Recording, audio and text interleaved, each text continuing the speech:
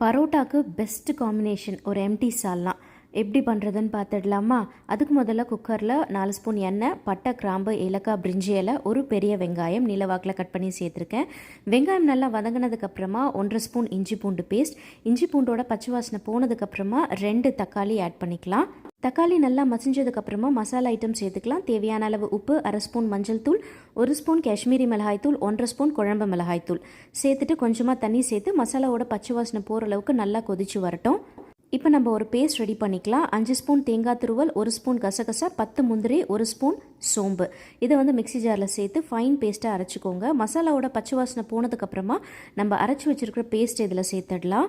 இதோட மிக்ஸி ஜாரில் 1 டம்ளர் தண்ணி சேர்த்து இதில் சேர்த்துருங்க.